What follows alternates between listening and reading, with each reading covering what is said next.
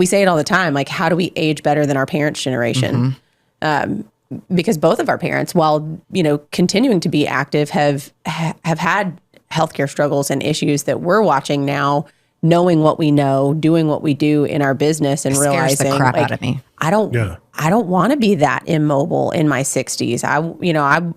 I don't actually have any desire to stop doing things just because I'm getting older. And I think a lot of that is cultural. Our society seems to think that just because we get older that we get less mobile, and you get less mobile because you stop doing things. Yeah. You stop playing. So we work out now more just to live better, live longer, live healthier. From the business capital of the world, the Big Apple, New York's Middle Tennessee, it says here. Yeah. Sounds riveting. It is. This is the Mostly Middle Tennessee Business Podcast, a podcast about Middle Tennessee business owners and professionals.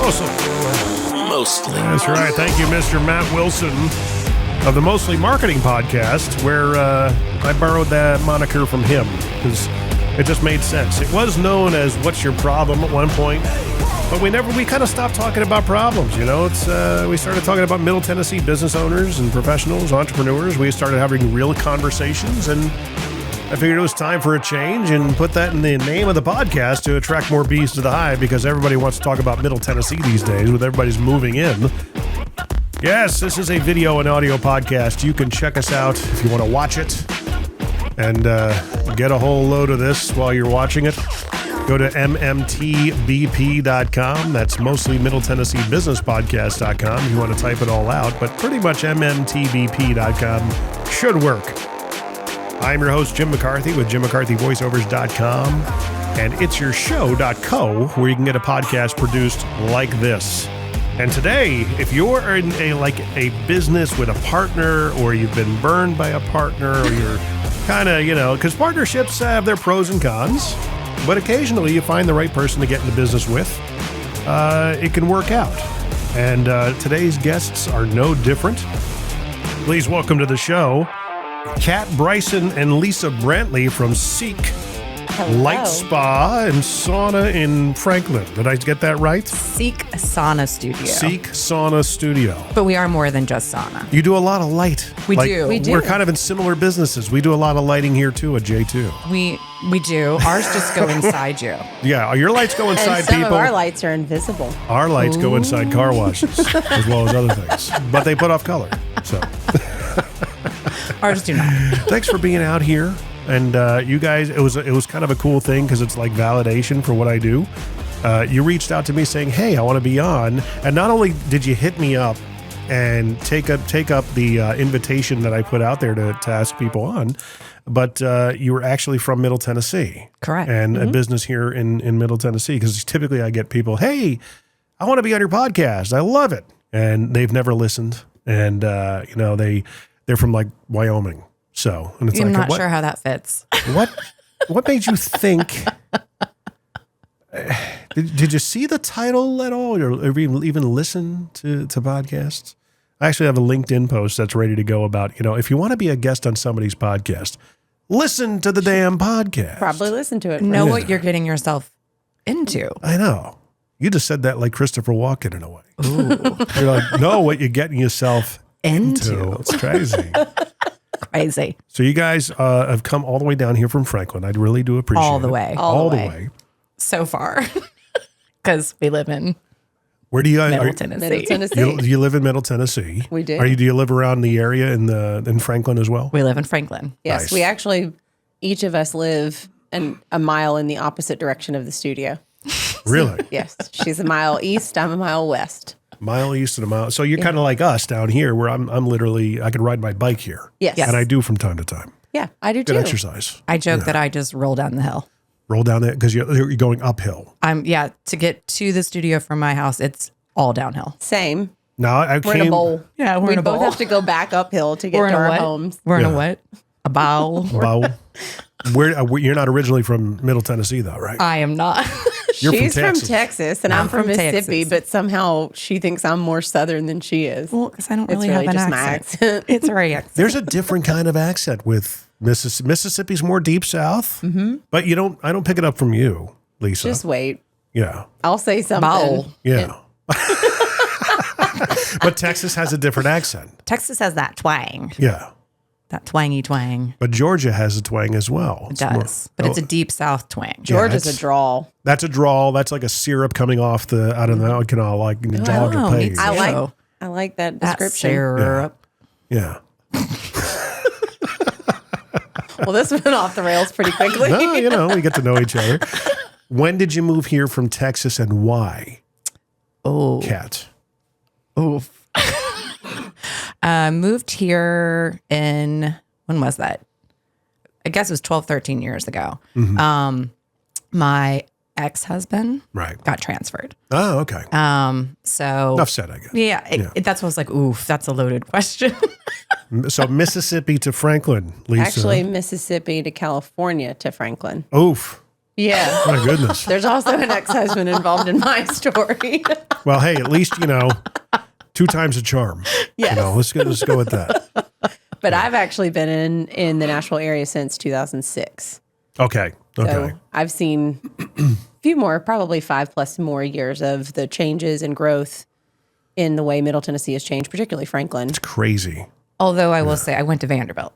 So I Yep. experienced Nashville in the 90s and then left. Yeah. And so when I came back, I was like, even then, when I came back, 12, 13 years ago, I was like, what has happened? Drastically different. Drastically My different. goodness. When did you come back? What year?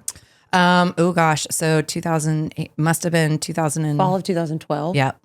Okay. So things were kind of getting rocking and rolling around there. We were coming out of the 08 disaster. Yep. Yeah, ish. I mean, like everything in this area, or even in Franklin, a lot of it didn't exist when I was at Vanderbilt. Please tell me you bought a house around that time. Oh, I did. Yeah. Good time to buy. My gosh. I bought a house and then divorce happened, sold that house and bought another house right at the right time. Right. So right in that 12, 13 time frame. Yeah. I mean, I definitely got in before everything exploded. See, we weathered the 08 crash in the house we're still in. Oh, So we bought it in 05 when we moved here. Yeah, I know. Does that make us natives at this point? I think it might. Yeah.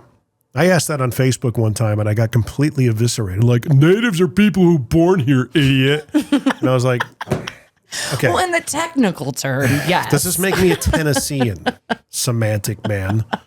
I mean, how many people were like, just to, keep native is someone who's born here, dumbass. That was kind probably of the guy from Wyoming. right. It was the guy. Good, nice. Bringing it back around. I like it. So you guys get here. I mean, what was your course and career options when you got here? Now, obviously, you've been in the business now for 3 years, but did you own a business prior to this at all? No. And No. actually, Kat and I met. When we met, I was working full-time in corporate. My background is in the medical side of the world, so both healthcare finance as well as actual pharmaceutical products. I was That's a product manager for a couple of different pharma companies for a while.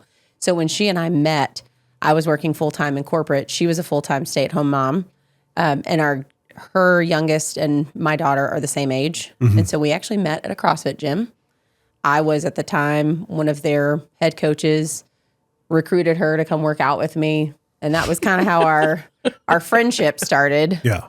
And But actually, were you both like physically fitness minded, that kind of very thing? much so. Okay. Yes. She had come from another CrossFit gym in Dallas.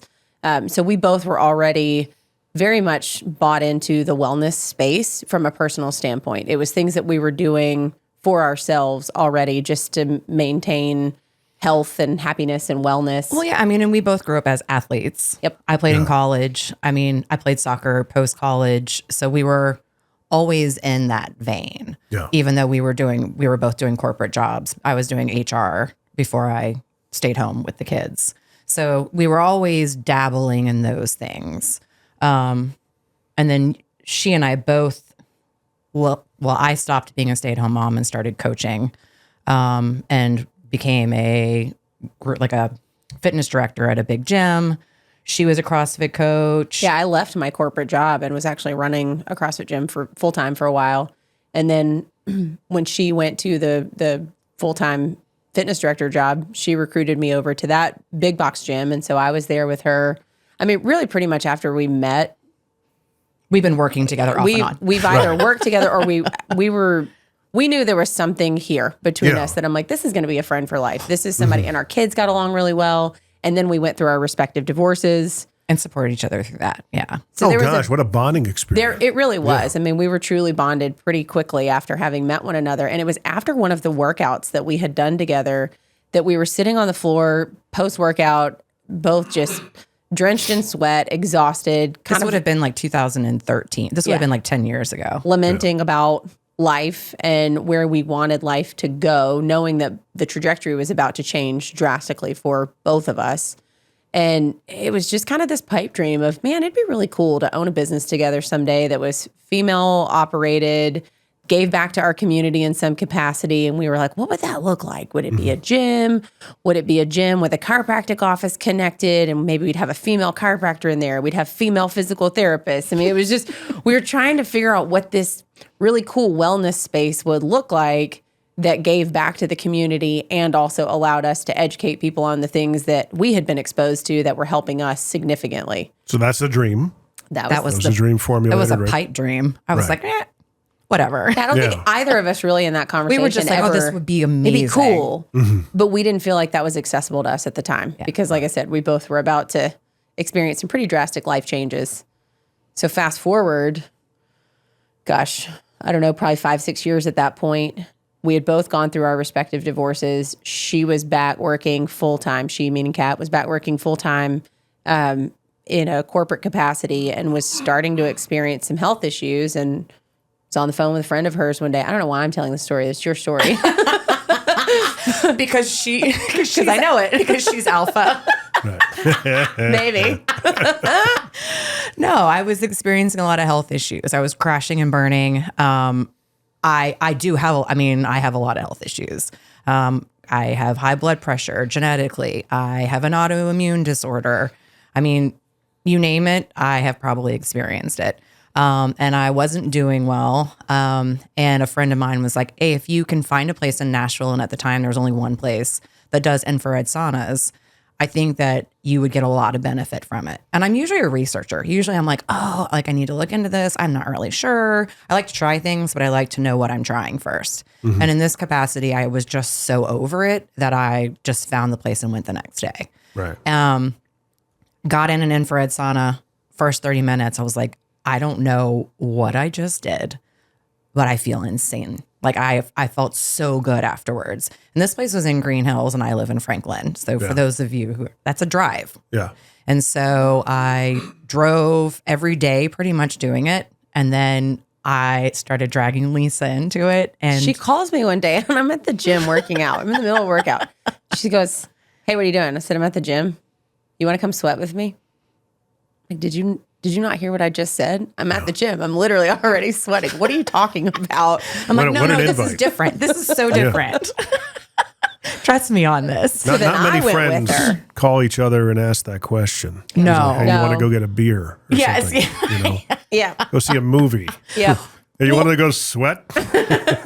Yeah, sounds wonderful. Hey, how's this traffic?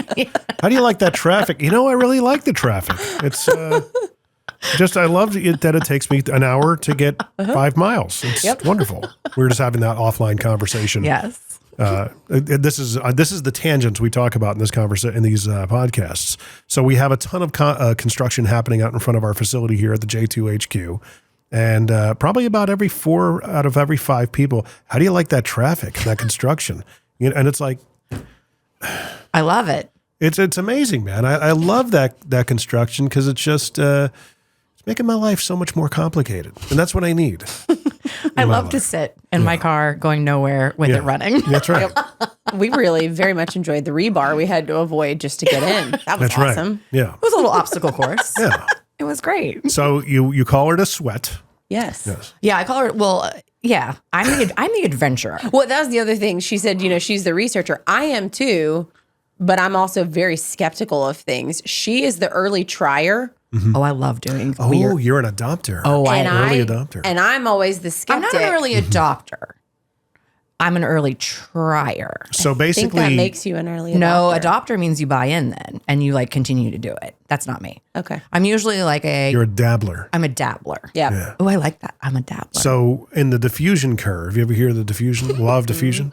So there's typically when something new technology comes around, it's like a ramp up and you got people who dabble. Yep. And then there's the adoption that goes up, and then you got the mass adoption. Everybody jumps on board. Then you got the laggards on the other side.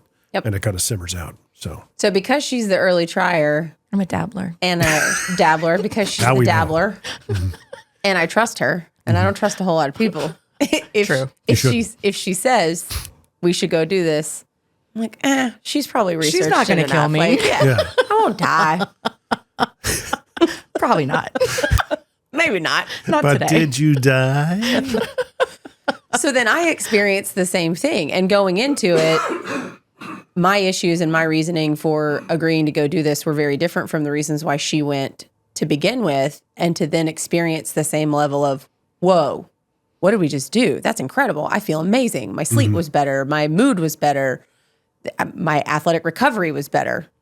Because, mind you, I mentioned I was already sweating. At the time, I was actually competitive in powerlifting and Olympic weightlifting. And to go into something like that, not really knowing what I was doing, but come out on the other side of it and feel way more recovered than I normally did after most of my workouts. And I was in my, I guess, early to mid 30s at that point. Baby. Yeah. Yep. Still am. I'll always be 10 years younger than you. As you get older, it gets shorter, and the gap gets closer. Never really and closer. felt like that though. But I noticed that I recovered a lot faster. And so it was something we both were pretty bought into very quickly. And then Yeah. So the only upside to my divorce was a little nugget of money that I had. Right. That we had set aside. I'm remarried at this point in time. To my amazing husband, John. For how long now? Well, at this point in time, we had just gotten married when I was going back and forth to the place in Green Hills. And he asked me, he was like, what are you doing? Where are He's you like, why are you disappearing disappearing every day for a couple hours? You look at, don't worry about it. yeah, don't worry about it. You don't need to know. So, You trust me, right? yeah. Right? You married me. So we had tucked it away. We were going to invest. And he's always been very entrepreneurial. And I tend to sometimes just like to take a leap of faith. And so they had a card there that said, hey, if you want a franchise, reach out to us. And I was like, you know what? This might be something I actually want to do with that money. I could see us doing something in that vein. And so we started down that road of potentially franchising that company.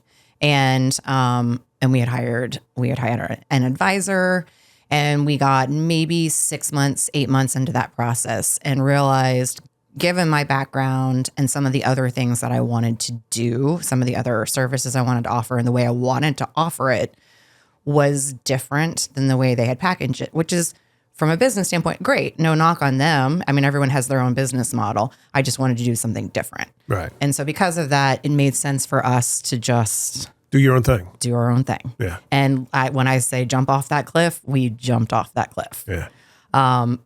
One of the scariest moments ever That's in the my thing entire life. with a franchise is that, you're buying the process, the branding, all the things that have been put in place that you don't have to figure out. Correct. And in The this, downside to it is that you have to do it their way, which may or may not work, because depending on how long they're in the franchise process, depends on, markets are different, all those conditions. McDonald's, how long did it take them to perfect that franchise model? yeah, I think that's kind of where we're at right now is, we decided we wanted to go out on our own and do it ourselves. One of the main reasons why, though, is because in this industry that we're in, it's so new that at that time, 3 years ago, well, really more like 4 years ago, 5 years ago is when we started that process. There weren't really very many options. Yeah. And so it was either you went with one of the few options that already existed, or if you wanted to be in that space, then you had to do it on your own. And I had worked for a franchisee and in a recruiting capacity. So I knew the benefits of being a franchisee. And I remember the owner told me, he was like, do not start a business on your own. Because he had also started his own business. And he was like, you really need to try to be a franchisee. I was like, yeah, there's really not that option here though. And he looked at me like I was crazy. And we just went ahead and did it anyway. Because I knew I wanted to be in this space and I knew there weren't really any options for us. And so we're like, well, we'll just figure it out on our own. Not just in the space though, but to credit kind of who Kat is and the way that she researches things, the fact that she is a dabbler and was well aware that this place that we had been going only offered one of a multitude of services that were available in this wellness space. And she had the vision to realize that there were several of these services that had a lot of synergy. So if you offered all of them and you didn't limit people to, well, you can only do this thing with this package and this thing with this package, that it kind of circled back to what we had talked about years ago of this space that is community driven, that really genuinely can help people. And there were other things that she wanted to add to it and also have the ability to add more things or different things that might come up later on. Because again, the vision was there that this industry is rapidly growing. And she is someone who is constantly going out and seeking out, well, what else should we be looking at? Right. What is the new technology? Is there something else we should be considering in addition to infrared sauna? And so I think that was another driver for why it made sense to do it on our own. Yeah. I mean, so we have been, from a business standpoint, I mean, we have been hammering away for the last 3 years. Yeah. Hammering. Lisa was always a supporter of us, obviously, and involved, but she had a full-time job when we opened. And it was maybe 4 months in. No, not even. 2. I was drowning. I mean, I was there. I mean, that's talking about small businesses, people, you're there round the clock when you first open. It's like having another child. It is like having another child. And I was delirious. And I was like, hey, can you come help? And so she just kind of came on board, helping here or helping there. She's much more operationally minded than I am. I am more of a visionary.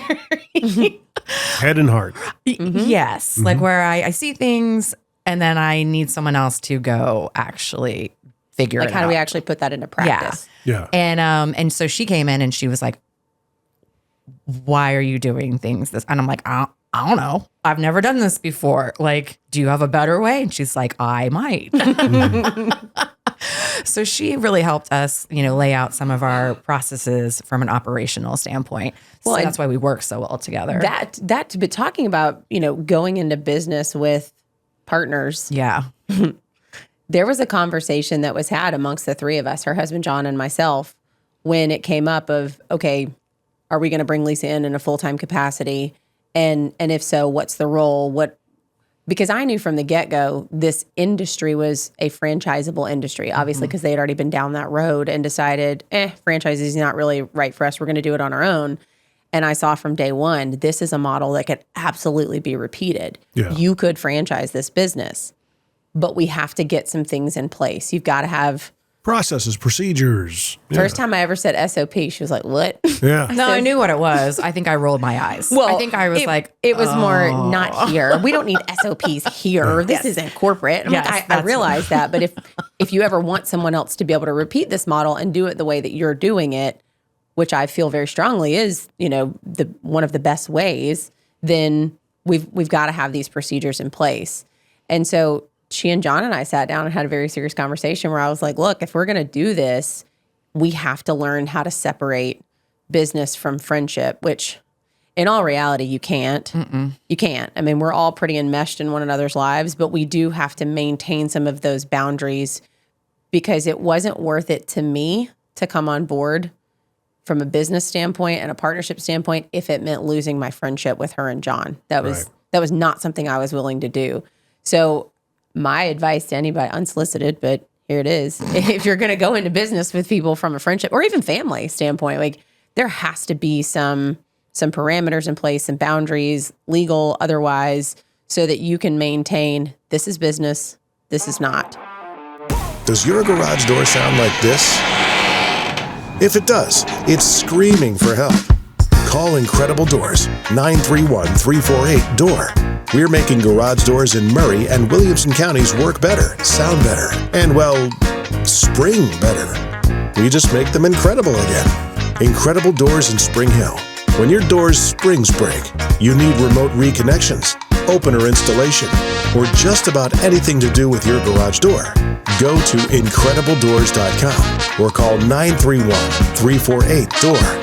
Follow us on Facebook for specials on maintenance visits, keypads, and other items. 931-348-DOOR.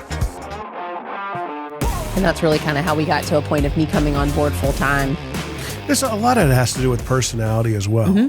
You know, being a part of a partnership myself in the past couple of years, there was a pride issue, ego, you know, and when you have, too many alphas in the room, someone's got to defer to someone's authority at some point, which I'm fine with. Mm-hmm. I'm of the age right now of, look, I know what I'm good at. I know what I don't know. Yes. This is your thing. Run with it, man. I'm here to support you. And as long as you keep that in check, my father used to say, as asinine as it sounded then, it makes so much sense now. Put your pride in your pocket where you put your money. Yeah. Mm-hmm. 1,000%. Yeah. And it's like, hey, if it's working, don't screw it up. And we came out of a situation where it was working. And, we had to make things we didn't talk about make the things stool? not work, but, I thought that's where you were about to go. The stool. Yeah. John and you and I. That's not where my head went. Oh, not that stool. Three-legged stool. Three legs. You got to have 3 legs to a stool. yes. That whole metaphor. I mean, and really that's Kat and John and I. We Mm-hmm. each bring something different to the table and it all just meshes really well. We all know what our strengths are. We know what we're not great at. We defer to one another when those things happen. I really don't think we would have been as successful as we have been the last 3 years had it not been for each of us really stepping up and owning, like, this is my part. This is what I'm good at. This is what you're good at. How do we support one another in those roles? Because you and I are very similar in the fact that we both have business partners. My business partner is 41. Oh, yeah. So, but he's also similar to you, Lisa, very process driven. He's more logical of the two of us. He's also a very much of an innovator, as well as an amazing salesperson. And I believe that he's also a public persona, but he doesn't know it yet. A very reluctant social entrepreneur.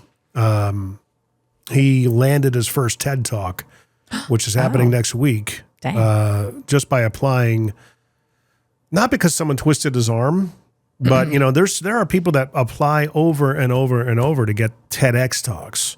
He just kind of did it and landed it. That's the kind of mind he has. He's got very profound ideas that are good and healthy for business owners that need to be heard in this day and age of coaches, coaching coaches, and gurus and blah, blah, blah, on and on and on. 22-year-old life coaches, those kinds of things. He is a refreshing voice in an age of just bro entrepreneurial attitudes, that are very fraternity driven. So it's kind of refreshing, and I've been encouraging him to go down that direction once we get everything established here. But, these things take time. So What's he going to be talking about? In the actual TED Talk? Yeah. Why he doesn't want to do a TED Talk. Seriously? I believe so. I love that, actually. And, That's perfect. he doesn't he doesn't want any iota of fame. Yeah.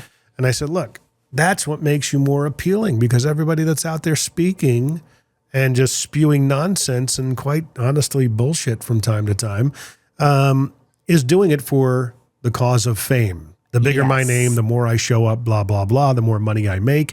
And I'm like, yeah, the more people you dupe.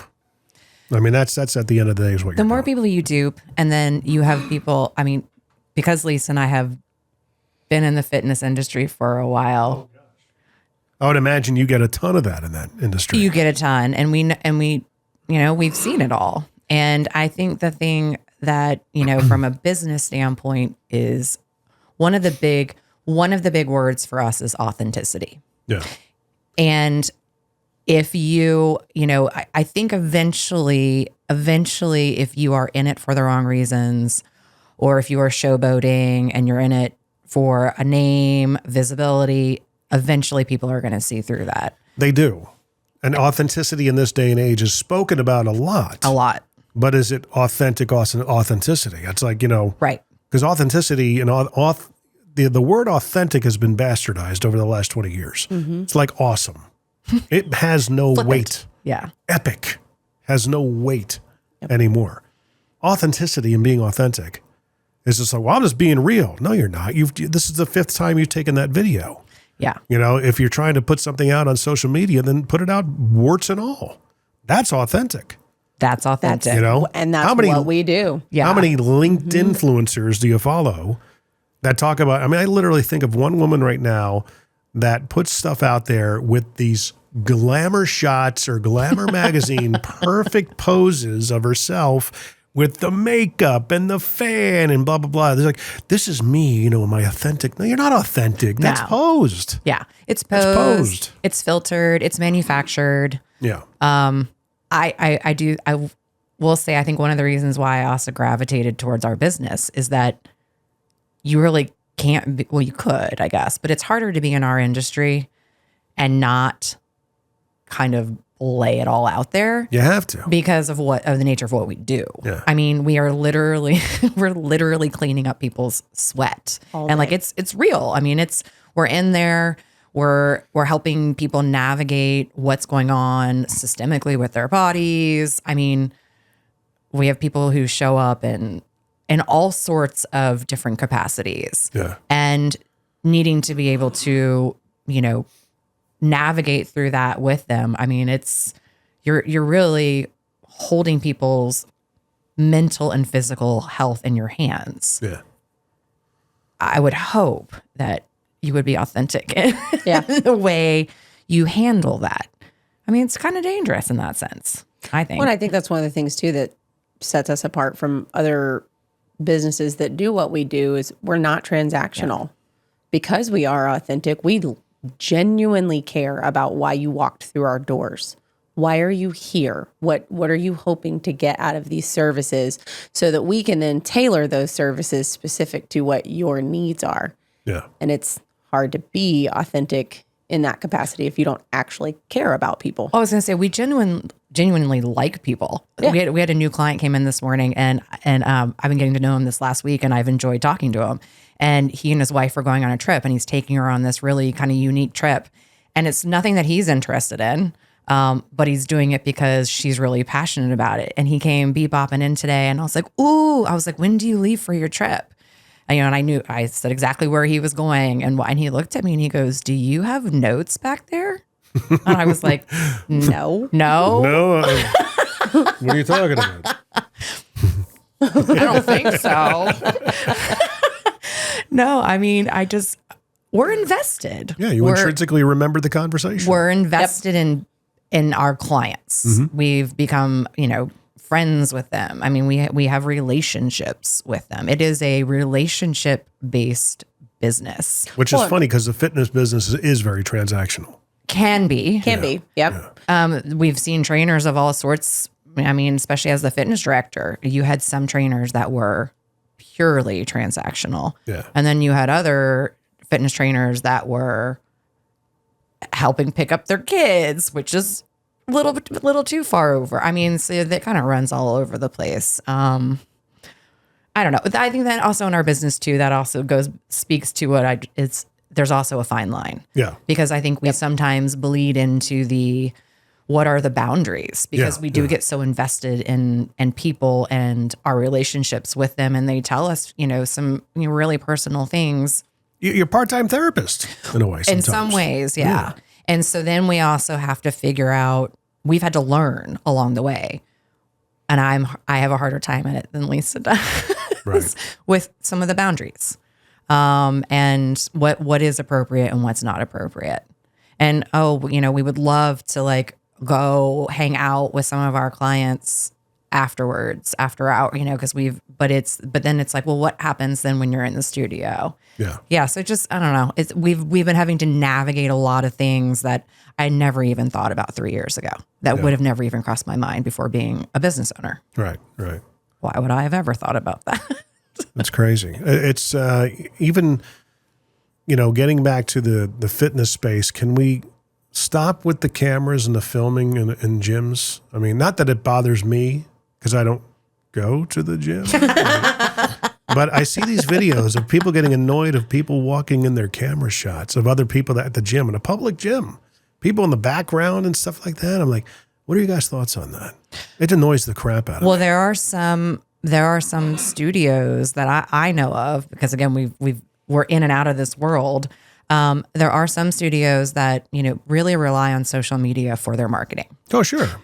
But their paying members are also really angry at the fact that they are inadvertently being filmed and are all over social media. Yeah. And so they've had to create like certain stations, if you're a Pilates studio, where they've just had to kind of carve out spaces. You're talking about from the point of view of the corporate brand promoting their brand. Yeah, the owner, like, hey, I don't mind if you come in, or even if it's someone that is promoting themselves. Right. I don't mind if you come in, but we've had to carve out a space for you to be. So that's the solution right there. That is one. That's one that we've heard. I can tell you from a personal standpoint, as somebody who did actually used to have to film when I was competitive in powerlifting, my coach was, it was a remote coaching experience. And in order for him to watch some of my lifts, I did have to film it. Yeah. But I was also never one that cared if anybody walked in front of the video at the same time. And I also, because I don't like being filmed without my consent, would turn to everyone around me and say, hey, I've got to, and I was filming in an actual like coaching app that would send it to him and he could, you're not filming very different. I wasn't put it on Instagram. Right. Right. But I still had the mindset of, I should ask the people around me. Self-awareness. So, yes. And I think a large majority of the people that are doing that maybe lack some self-awareness or consideration. Really, I mean, there's some people that out there, they'll put the camera like 10 feet away while they're getting their reps in and stuff like that. People in the background, and some guy will go up to the dumbbell rack and get his, and like, they'll have the nerve to be like, you just walked in my shot. Really? And the answer is, yep. Okay. Yeah. Yep. Sure you did. You ever hear Joey Swole? You know who he is? Why do I know? He calls them out. Yeah. He shames the crap out of people who do that. I was going to say maybe that's why. And it's like, that's, as a guy like me with the dad bod and everything, eventually I got to start doing something, but I'm so busy with doing everything else. I'm like, I don't know if my next iteration of health will be going to a gym. It'll be, probably like a Krav Maga or jiu-jitsu or something like that. Or, like a CrossFit. Or a sauna studio. Or that too. That'd be a great place to start. It burns. Kick up your metabolism. Ton of calories.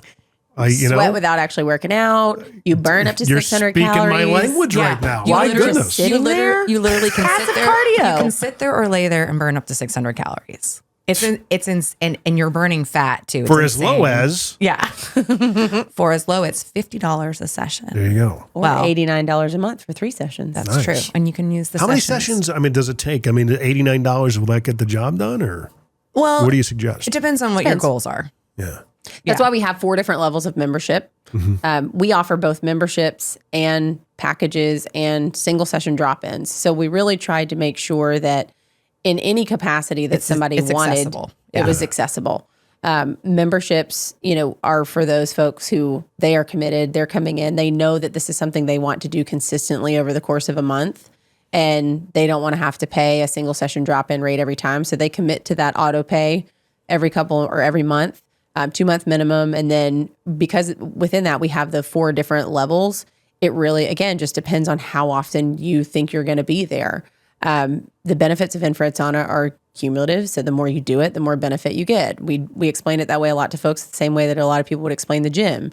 Is going twice a week good for you? Absolutely. Is going 5 times a week better? Probably. Yeah. So the more you do it, the more acclimated your body becomes, the more you burn, the more consistent you are with it, the more benefit you see. So I know that that's not probably the answer you wanted because it's not direct, but the answer truly is it depends. And again, that's what we feel like we do really well is we help people figure that out. Yeah, we construct individualized plans for people depending on what they're using it for, what their financial means are, what other things are they doing. I mean, there are so many things that we got to take into consideration where it's like, well, this makes the most sense for you. And sometimes our clients are kind of baffled because they'll say, well, I want to start at the one that's like the most.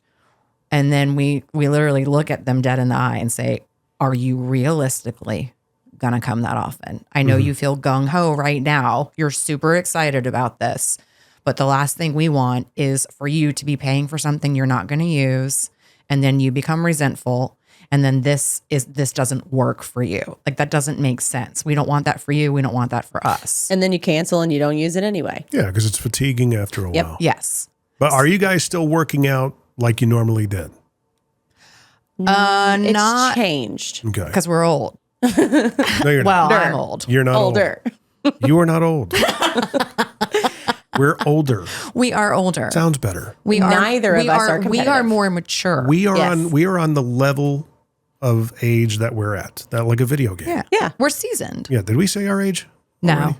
Did we say it before we went on the We air? did. We did. We I did. don't mind publicly declaring, though, that Are you okay with it? Oh, I don't care. Okay, so we're on level 49. We are on level. Of a video I'm on game. level 39. That's right. Yeah. That's a I'm, good well, way I'm of actually saying one level Yeah. below you. I'm 48. She's 48. it.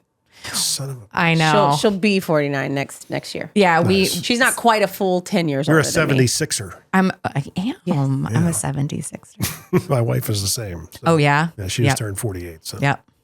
Not Ripe sure. old I'm age sorry or- if I released that without you wanting people to know, babe, but these things just happen to come up. So Well, I'm at the age now where I forget. So I actually I spent. stopped remembering a long time ago. I spent the first and couple. why is that, Lisa? In college? Probably. Well, I spent the first couple. Like, how long? It wasn't until like a month ago. I've been telling everyone I'm 47. Because you forget, right? I forget. Yeah. You get to I've the been point where it trying to doesn't train matter. It's to the point myself. where it doesn't matter anymore. Yeah. I've been saying to people I'm pushing 50. I'm like, man, I got to stop saying that because it's a negative thought pattern. It is a negative you thought know? pattern. It's Yeah. like, hey, I'm in my late 40s. Well, one of the things that I read recently, and so you can hit 50 and not worry about it, honestly. Right. Just a number. is that we age in two big troughs. And it's not linear like they thought. I mean, it is somewhat linear, but at 44 and at 60. So you've already hit the main one. She hasn't yet. I have not. That's why I do feel it creeping up I keep on telling her, I'm like, 44 is coming for you. Well, it's funny that wait. you guys had a massive shift in life. And there's like a pocket of life that I've been finding with other business owners, myself included, that people go through major shifts in their lives, career-wise, like somewhere between the ages of 37 and 44. You know, for me, I got out of radio when I was 37, 38 years old. I went into the car business for a few years. Massive educational experience. I talk about it all the time on the podcast. It was my college education, is what I call it. Got out of there, and then for a season, I was with something else. And then I jumped full-time at age 40 into self-employment. And I've been here ever since. You, only 3 years ago, which would put you right around that 44 time frame. So you were towards the end of that. And you certainly... At the beginning of it. At the beginning of it. So Yeah. it's interesting. Very interesting. Yeah, definitely. I think big life shifts, right? I mean, especially if you've experienced the grind of working for someone else. Yeah. And you have had, some big shifts in your life in general. There's a reassessment period where it's like, what do I want to do? Yeah. Where do I see myself as I age? For me, it was like, my gosh, I chose radio, which was an industry on decline. And then I went into the car. The car business isn't an industry on decline, but I felt like it was monetarily. And I remember having a conversation with one of my customers. I just talked to her a couple of weeks ago because she's like, what did I say to you? You keep on talking about this. And, I just don't remember what I said. She hit me with the, you're so hard on yourself, because I was going to be 40 at the dealership that year, I believe. And I'm like, I've got nothing to show for this financially. Everything I thought I'd be at 40 when I was 18 is not happening. I don't have $600,000 in the bank, not even anywhere near it. I'm living paycheck to paycheck, but I have a wife who stays home with our kids. She's pouring into them. And she pointed out to me, like, look, you all your money went to that. You know how many people can say that they're a single income family and are doing it well? Yeah. And I had to keep that in mind. Yeah. I mean, that's a It was a wake up call. And it's a huge lifestyle choice that you made. But I mean, I'm like, I got to start putting the pedal to the metal for us to survive. And that was, I think, me and this when I went through my divorce. I mean, that was when you talk about a big life shift. I mean, other than the stock options that I got from that, everything disappeared. The bottom fell out. And I was also sitting there, I remember sitting in my therapist's office going, I have 2 little kids and I'm about to be a single mom and our money is gone. Like, what do I do? I've been out of the workforce for 10 years. I mean, I was training, but I'm like, literally, I mean, I think about it now. And even now I have like anxiety about it. And my central nervous system is going up. Like, it was a panicky time. I mean, I felt like I was crawling the ceilings. I'm like, what in the world am I going to do? And I remember her saying, she was like, you don't know what it's going to look like in 5 years. Like, you can't project that out. You're going to be fine. You'll settle in, you'll figure it out. But that was part of the navigating of, it's why I went back into a corporate job, because I was like, I need some stability. I need some stability. And it sucked the life out of me and my health was suffering. Yeah. And that's when this came around where I was like, I can't do this anymore. I've got to start working on building something. Yeah. And I want it, and it was something that I obviously am incredibly passionate about. And I personally experienced and saw the benefits firsthand. Well, kudos to you because you didn't choose to suffer in your comfort. You know, I didn't. I'm also, that's why I was saying though, when I say like, sometimes I take a leap of faith. I tend to be good and bad. Yeah. I tend to be the person where I'm like, screw it. I'm just going to do it. You're not unlike any other entrepreneur, though. True. You're building the parachute after you jumped out of the plane. That's exactly, yes. That's what I did in the first 4 years. But I mean, a lot of my... scary. Yeah, it is scary. Oh, my gosh. But it's exhilarating. But I was actually, my back was up against the wall because I got let go of that position that I had after the car business. Oh. And, wife, kids, mortgage, insurance, car payment, one paycheck to go till insolvency. And I remember coming home, having a phone call with my wife. I said, because this is the second time it happened in 3 years that I'd ever been let go. First time was what caused me to get into the car business. Second time, I was like, I'm done. I am tired of people telling me when to show up, when I could take vacations, how much money I can make. I'm ready to do my thing. And my wife's like, are you sure? I'm more than sure. Because the first time I had that inclination in 2013, when I got out of radio, I said, there is something about me that I can do my side hustles and make them our main hustle, which at the time was voiceover, video production, things of that nature. Mm-hmm. And she was like, no, you need to sell cars. And she was right.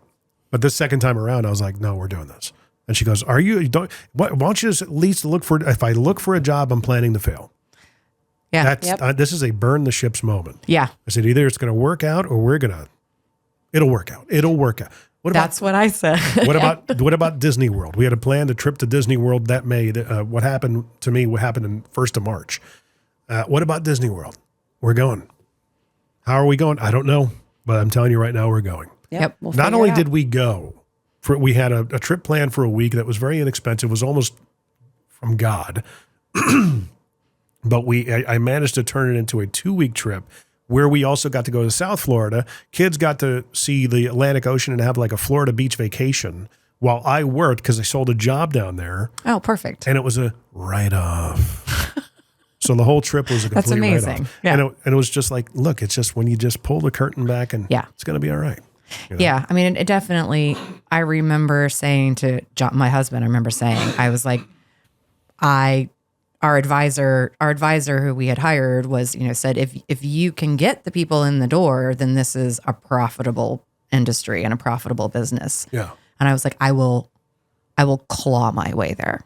Like I remember specifically saying, I will claw my way there. I will find my way. And I'm an Aries. I'm like, ooh, like you light me on fire, I'm going to go. You need somebody to tell you can't do it? Yep. Yes, she does. Don't tell her she can't. Yeah. She's like, That's a form of motivation. It is. Yeah. I mean, I wouldn't say it necessarily served me well in my college years. Right. I mean, I still did well, but I definitely was on fire most of it. I have learned, I think, to sit at what I call sit in the gray. Yeah. Like I used to really be uncomfortable sitting in that gray. Sucks. Yeah. And it was uncomfortable and it felt wrong. Or what I would say, the ones and the nines. Like I was either at a 1 or a 9, 1 or 9, 1 or a 9, black or white. It is what it is. All in or not at all. And then sitting in the gray has, I think, also really helped us with our design aspect of the business too. It was also through COVID. And so so I had to kind of sit with it. And I really dove into my creative side from like a mood board standpoint and design standpoint. And I think we were able to sit in the gray and really kind of figure out some of the bigger business concepts for us. And I feel lucky in that sense because when we opened, we had enough time to really kind of think through some of those pieces and those details and open with a really good business plan and model versus flinging the doors open and kind of hodgepodging some things. Right. Well, I mean, I asked before if you guys still work out like you did. Oh, yeah, we never answered, really. Okay, and here's the thing is that kind of, but not really. If you're watching this, if you're listening to this, I would suggest that you watch it because both these ladies, they sold me the tickets to the gun show and they brought the guns with them. So that is years of both of our previous athletic backgrounds in high school and college, and then years of weightlifting. I think we both now work out more for longevity. Right. So we still work out 5 to 6 days a week. And part of my personality is still like, I need something that's a little risky because I am so in a box throughout the week. Like, this is the way things go. These are the procedures. So I mountain bike a lot on the weekends. And the joke in the studio always when I come back on Mondays is, what's bruised? What did you almost break? Or, oh, you're alive. Yeah. So you're going hiking, things like mountain that. biking, Right. a lot more mountain biking. She goes and plays in the woods. Yes. Right. And that's my way to disconnect from the world. Because to your point with, talking about not wanting to be in the limelight, that is very much me. Like, I stopped posting on social media several years ago. I don't really get on social media anymore unless I need to for the business. So our workouts are definitely now more for longevity. How do we say it all the time, like, how do we age better than our parents' generation? Because both of our parents, while, continuing to be active, have had healthcare struggles and issues that we're watching now, knowing what we know, doing what we do in our business and realizing, scares the crap out of me. I don't want to be that immobile in my 60s. I don't actually have any desire to stop doing things just because I'm getting older. And I think a lot of that is cultural. Like, our society seems to think that just because we get older that we get less mobile, and you get less mobile because you stop doing things. Yeah. You stop playing. So we work out now more just to live better, live longer, live healthier. But it's an actual going to the gym, lifting weights. Is yes. that what you're okay? Yep. So you do it because you want to, because there's the risk involved, but also the longevity aspect. Oh, absolutely. Right. And we lift differently now. Like, I'm no longer doing 1 rep maxes on big, heavy lifts. I mean, we've changed the way that we approach our workouts. We try and focus more about time under tension and changing the way that we lift. And even though we go to a boutique gym where things are put up on the screen for you and like, this is what you do in a group fitness environment, we know enough, having both been personal trainers and CrossFit instructors for a long time, that there's certain things where I'm like, yeah, I'm not doing that. I'm going to change it, and I'm going to slightly modify it for how I feel today, which is sore and tired, and I'm here to just move. Yeah. I mean, some people have actually have said behind our backs, like, who have said, I thought they lifted heavier than that. Yeah, they're stronger than that. Why aren't they lifting? Well, and I'm like, well, because I'm 48. Because I'm 48 and I have 3 ruptured discs in my back, and I have a tear in my hip, and my elbows hyperextend, and I don't want to be stupid. We were 10 years with the way we trained. We were irresponsible. We were competitive, and it was, when you look at the spectrum of, sickness and wellness, and you start working out to try and move towards that side of wellness, that It's a slippery eventually slope. becomes a circle where you flip back towards sickness because you're pushing yourself beyond. And I get it. I get it when you're in a competitive environment. I understand why people do it. It just became very obvious to us that It wasn't serving us. it wasn't going to serve us well to continue being competitive. You basically would go from one side of the spectrum to the other. Yes. Yeah. Yeah. Yep. And we learned that you really need to kind of live in the middle. Like have some Moderation. balance. Moderation is Yeah. everything. And it's funny as you get older, the moderation becomes more important because Significantly more important. I've become a huge fan of IPAs, Oh, yeah. and that's not been too well physically for me. No, I love me some wine. Yeah. And I'm one of those geeks. Again, I track things. I track my metrics on this little handy dandy thing called a Whoop. And after I have had a few glasses of wine, my sleep that night is tragic when I wake up in the morning. Like Really? I joke, I show her my data and I'm like, it says I'm dead. Like I slept like a dead person last night. And so I'm actually able to see it. I'm able to see some of the things and I'm also able to see then the things that the recovery pieces that we have at the studio and how that actually affects it as well. Particularly for me, cold plunge, we offer cold plunge and on nights after I have cold plunged, my data is insane. It's like I'm dead after I drink a couple glasses of wine and I'm going to light the world on fire with so much energy and everything else the days after I've cold plunged. It's really interesting. Cold plunge is one of those things I would have to try. But my gosh, you got to get yourself in the mindset for it. It's It not is. for everybody. No. It is a mental. That's like game. taking over the whole bropreneur See, fraternity mindset. And you got to do the cold And plunge, dude. I hate that. Same. Yeah. I cannot. I have issues with I can't stand the that. way that it's Why aren't you making $2.5 million a year in your first year of business, dude? because you're not cold plunging. I have an issue with the way Can't that work it's for me unless you have a marketed six-pack, dude. in that world, because it isn't for It is everybody. not for everybody. And I feel like in that vein, a lot of folks don't say that. They're just like, oh, everybody should be doing this. Well, no, actually, not everybody should be doing it. Well, and then this also there is I think maybe more now, but there aren't a lot of things out there that are actually constructive in terms of how you should be cold plunging. Yes, that was my B. Yeah. is the way that Not only should be cold plunging, dude, you should do it for 20 minutes Yes, at a time, dude. exactly. And okay, you're gonna Bring die. it on. that drives me insane because you'll see folks in kind of what you're talking about, like these bro type dudes on social media, and they're out there cold plunging for 15, 20 minutes at a time. Right. But I'm like, okay, at what temperature? Yeah, they don't show you what temperature it is. And how, like, are you fully submerged all the way up to your neck? And do if you it- have clothing on? Because that will make a major difference too.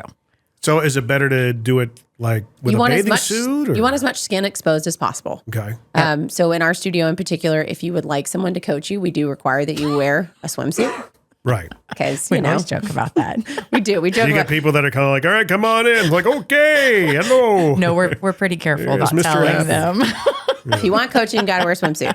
If you're going in on your own, we really don't care whether you wear a swimsuit or not. Because the doors, it's private. The door's closed. It's a All of private our room. suites are private. Yeah. But you want as much skin exposed as possible. So yes, less clothing is obviously the better option. You'll see a lot of folks getting in swimsuits because they're being filmed for social media. Or because it's public. Or because it's a public situation where you're not in your own private room. So that totally makes sense. But it does change. It does change how cold it feels. I mean, personally speaking, I always like to wear a bathing suit bottom, just because it doesn't feel great. And you know, and if I am doing an educational reel, then obviously I'll wear a swimsuit top. Yeah. And then I started thinking about it and I'm like, you know what? I want to like A/B test this. I want to see if it actually makes a difference with a swimsuit top on, because for me, the cold plunge part, the worst part of it is the chest, is like getting the rib cage. It is. Yep. Well, and it's where your heart is, your lungs, like, you know, that's the worst part. And I'm like, will it make a difference even with just like a bikini top on? And the answer is yes. At least for me, it makes a big difference. You think it's mental or is it really physical? No, at it that literally is.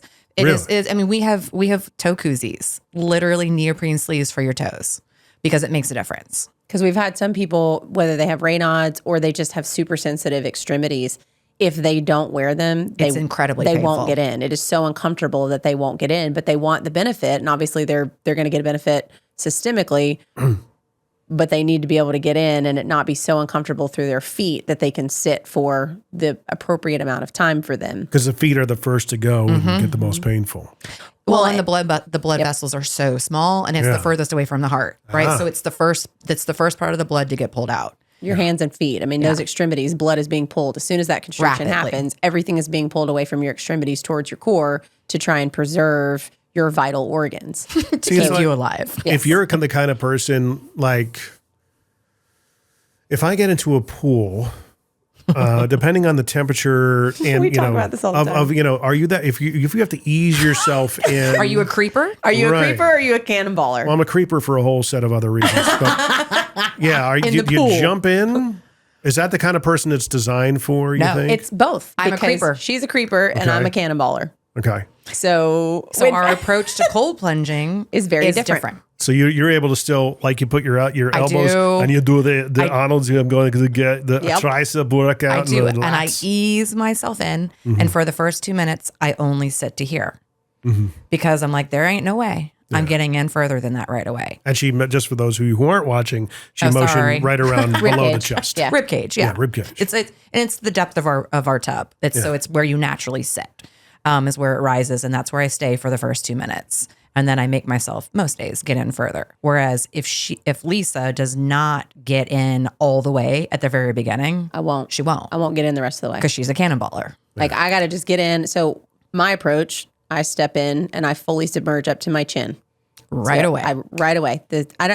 You obviously move slow because you don't want to slosh water over the edge of the tub because then you're going to slip on that on the concrete floor when you get out. So you're not actually cannonballing when you get into the plunge. You got to go 75 hard, bro. Come on, bro. But I do get in and immediately try and fully submerge up to my chin with my head tilted back slightly so that vagus nerve is activated. And that's where I stay for the entirety of my plunge, hands and everything fully submerged. For how long? I usually sit somewhere between 4 and 5 minutes per Oh my session. gosh. It goes really fast. You'd And be I've surprised. also worked up to that. I was not sitting for that long in one session when I first started plunging. When I first started, it was probably 2.5 to 3 minutes. And then I worked my way up to that. And I will tell you, I was someone who was adamantly opposed to the idea of cold plunging because I hate being cold. Yeah. I love summer. Summer is my favorite season. I grew up in Mississippi. It's hot. It's humid all the time. I don't mind sweating. Like that's where I'm comfortable. Getting cold hurt. And I was like, this hurts in my bones. I don't like being cold. But because my partner and I are so insanely active in the outdoors, one of the things that ended up happening was during the winter, seasonal affective disorder is something I struggle with. And he and I would get into it because he would always have this quippy little remark of, there's no bad weather. There's only bad clothing. I'm like, fine. So when we decided at the studio to transition one of our services to a cold plunge, I made the commitment that for the 6 months leading up to winter, because we started in the summer, that I was really going to make a commitment to trying to acclimate myself to cold water exposure, cold water immersion. It is insane how much of a difference it made for me in the following winter months. We take a trip every year to Pisgah, North Carolina to go mountain biking the first week of January, and we always tent camp. And we're sitting outside one day in the middle of the week. It was, early January, maybe 4th or 5th. And he turns and looks at me at one point and goes, "You're wearing short sleeves." I'm like, yeah. And what? I don't understand why you're commenting on this. He goes, "Lisa, it's like 39 degrees outside and you're wearing short sleeves." And then it dawned on me, I had actually become so acclimated to cold water immersion and cold exposure that it legitimately made the winter in Tennessee more comfortable for me. And obviously I've now since done some research about all of that. And one of the things that comes up a lot is, particularly in more developed countries and more developed areas where you have access to indoor heat and air, your body's natural thermogenesis doesn't kick in as often or as quickly because it doesn't need to. Because we come in from outside in the summer and we walk into an immediately air-conditioned place, or we come in from outside in the winter and it's warm. Whereas before central heat and air was a thing in a lot of homes, people learned to just either wear more clothing or you were more acclimated and your body's natural thermogenesis did more. So cold plunges changed the game for me in that respect. Well, and the difference between the two of us, she's like, ooh, I'm going to acclimate myself for my trip to North Carolina. And I'm like, ooh, I'm going to see how much body fat I can lose. Does a cold plunge do that? Oh, absolutely. yeah. Really? Yes. I mean, that's what so it's so funny for us too, because even as working together, because we're so different, so are a lot of our, like the mentality behind it. Yeah. Because like for me, I was like, oh, because I'm a data person. I'm like, I'm going to get on, there's this thing called an InBody. And it tracks your body fat percentage. And I'm like, I'm going to get on that. And then I'm going to be a guinea pig. And I'm going to make myself cold plunge every day for like the first 2 months. And I want to see how much body fat I'm going to lose. And I'm not going to change anything else. So that was my game plan for the cold plunge, is let's see what it does from a biological standpoint. Wow. Metabolic rate increases by about 350% after 1 minute of being exposed to cold water. It's insane. Your body's freaking out, trying not to go into hypothermia. Well, it's using everything it can to keep yourself warm. Yeah. So it's So plowing. your metabolism just... Yeah, it plows through all your. A really cool thing about it is one of our team members wears a glucose monitor, and so Just type 1 diabetic. yeah, and so she we got to see what it actually happens on her monitor when she gets in the cold plunge, and you see her glucose just tank in like that first 30 seconds because it's plowing through the glucose, your glucose reserves, your carb reserves, and that very first like minute just as fuel to keep your body warm. And then once it's plowed through those carb reserves, it's then going into fat.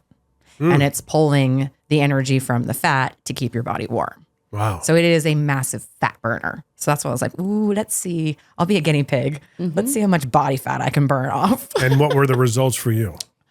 Oh, I lost about 4% body fat. Oh, wow. It was How long did it crazy. take?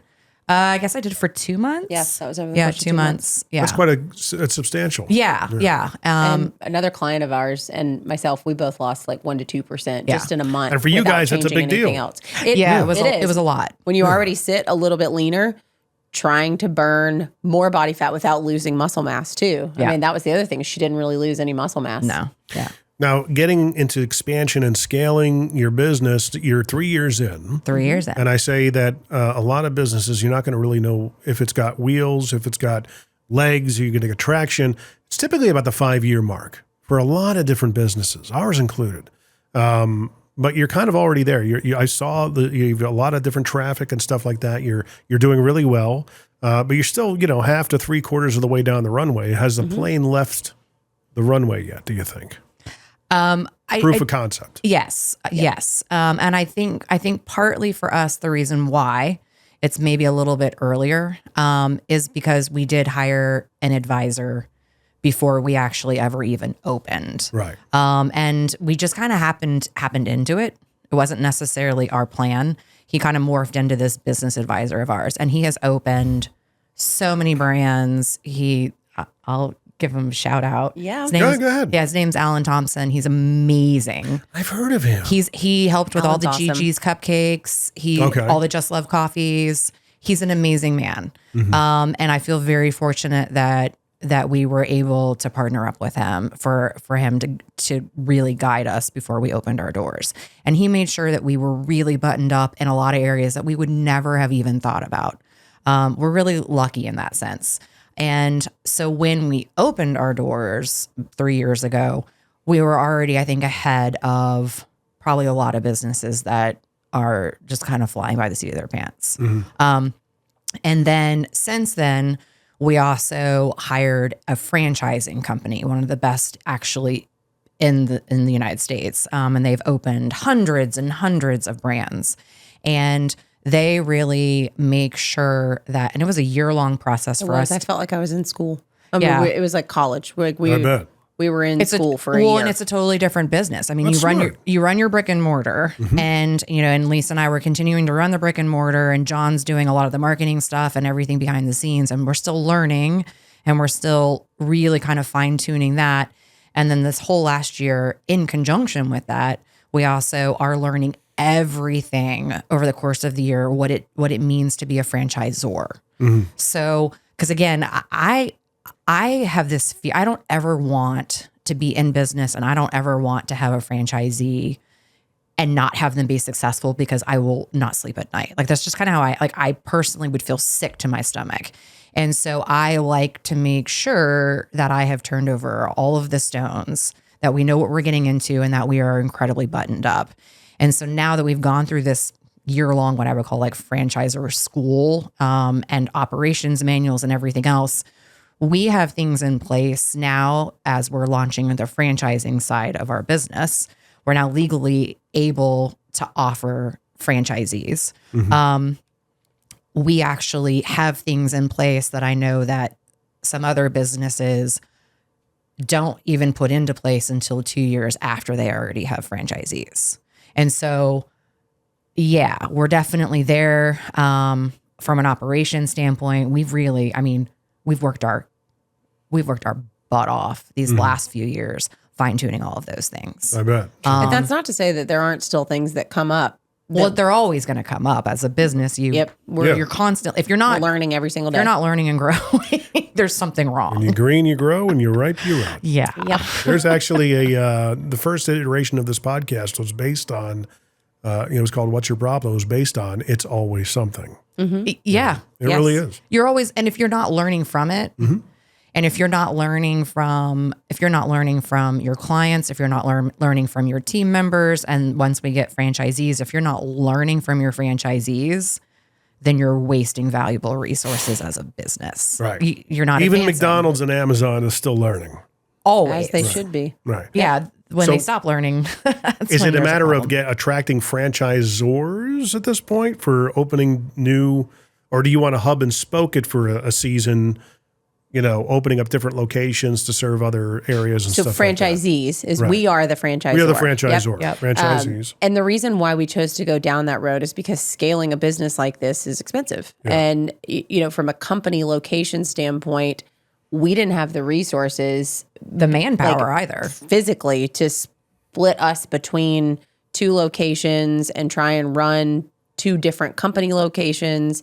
And so it just really made sense from a scaling standpoint to go down the path of becoming a franchisor. And because of our experience with being a potential franchisee, when this whole vision first started, That I learned so much. and we now know what we want to do differently as a franchisor. We have some friends and clients that are at our studio that own and operate 2 franchise locations in the wellness industry. They're not competitors of ours. We kind of play in the same space. And we've learned a lot from them even because they are franchisees. And so they've shared some things with us as business owners of, hey, as a franchisee, this is frustrating. This could be different. We would like this to, so we've learned a lot even from that perspective too, that we feel like we're ready to put in place. And yes, now the goal is attracting franchisees, folks that want to be a small business owner, have their own Seek Sauna location. We have probably had 7 or 8 folks come through that vetting process at this point, where either we've decided or they've decided or we've decided mutually that it's just not the right fit. And so at this point, it's a numbers game. It's sales. For every 100 people that are interested, 2 might move forward enough to actually be disclosed and start talking about what this would actually look like. We're also Anybody around here by chance? Well, this would be Yes. a prime. And yes, there were a few. And there's been a few, and it just hasn't materialized into anything. in this area, meaning Thompson Station, Yeah. Spring Hill. Yeah, we would love it. we would love I would that. love that. You got a whole community moving in right behind us. This area is ripe for something like this. In fact, we'd really love for our first franchisee or 2 to be be close. in the greater Nashville area, merely because that makes us more accessible to them. Yeah. And their success is our success. So the first 1 or 2 become another point of proof of concept, that this does actually work, so that we are then more attractive for franchisees that maybe are a state or 2 away. Yeah, I think one of the benefits of being an early franchisee is You're going to get a lot more You get of all us. of us. Yeah. Yep. because You got all the love. because it is proof of concept. And so, we have had some people who have been like, "Oh, I don't know what I'm doing." And I'm like, "Don't worry, because we do." Yeah. Well, not only that, what was the growth in the last 3 years going from nothing to where you are now, percentage wise? Well, the industry, Or if you want to be as specific as you like. the industry itself About 5 to 10% is growing, and we have far exceeded far that. exceeded that. Would We are roughly 30%. Yeah, we're ahead of projections. Yeah. Yep. And so we're ahead of projections. We feel like we have a very strong business model, and we have approached it differently. And the fact from just from a client standpoint, we've approached it differently. Because what's going to end up happening is our consultants even said this, that this industry is just now at the very beginning. And there's this 10-year window right now. And so now is the time to strike, and you're going to see it explode. And you are going to see a lot of these type of studios around. Well, there already are. There's already more people playing in the same space than there were 5 years ago. Well, but you're also going to see even more, exponentially more. And so then it becomes just like a coffee shop or what's your differentiator? And a lot of our competitors really, even say on their franchising site, it's super easy, it's turnkey, just open up the doors, put people in a sauna, and you're good to go. And we are at the opposite end of that spectrum. And so we feel like that is our differentiator. We have packaged it a little bit differently. It's the client experience. It's the education. I think because Kat and I for so long were in a role of educating people with personal training and fitness and group fitness situations, we're big on educating our clients. So the why. We want you to understand why you're doing what you're doing and why what you're doing works. So I think that is one of our biggest differentiators in the brick and mortar side of things. And then I think the same would be true as a franchisor, because that same core value would be applied to franchisor to franchisee. Our whole goal is to set them up for success. So the education side of things that you're going to get from us is invaluable. Very. Yeah. So if anyone's out there that wants to adventure, come visit Seek Franchise, SEK franchise.com. And if you're local, visit our studio too. We'll put it in the description as well. Awesome. Make sure that we remember. I mean, obviously we would love to have people come visit our brick and mortar as well. But if you're interested in franchising, it's really easy. It's simple. It's literally just filling out a form. It's a very casual process in the beginning where it's that I always tell people, by you submitting an interest form doesn't mean, oh, I want to do this. Yeah. Right. No, it's an interest form to be like, hey, I just want to talk to you and meet you, and let's see. Start the conversation. Just start it's a very casual, easy conversation. We like to get to know you first. Yep. It's there like you dating. Have it. There you have it. Go to seekfranchise.com or what's the other website, even if they just want to try things out? Seeksauna.com. Seeksauna.com for the Seek Sauna Studio. Seek Sauna Studio. SEK. SEK. With a dash with a dash. What is that? It's not Macron. Macron? Is that what it's called? Yep. Okay. So there you go. Check all that out. We'll put all the details in the description as always. And guys, ladies, That was Lisa, fun. Kat, Yeah. thanks for being on. I appreciate it. Thank you for having Make sure us. you check them out, especially if you want it, because my wife are probably going to be looking into doing this and seeing if we can prove our physicality and stuff like that. I certainly need to. But also, if you're looking to look into this particular industry in the facility, make sure you check out seekfranchise.com and like, review, subscribe, rate, share, all that fun stuff for the Mostly Middle Tennessee Business Podcast. If you enjoyed the episode, share it out. If you have anybody in mind that would be perfect for their opportunity, make sure they know about it. You can go right to MMTBP.com. The episode will be right there. And so make sure you give us reviews because that helps the podcast too. So, and if you know anybody here in the Middle Tennessee area that's not from Wyoming that would want to be on the podcast, please let them know to go to MMTBP.com. Lisa, Kat, thank you so much for being on. Thank you.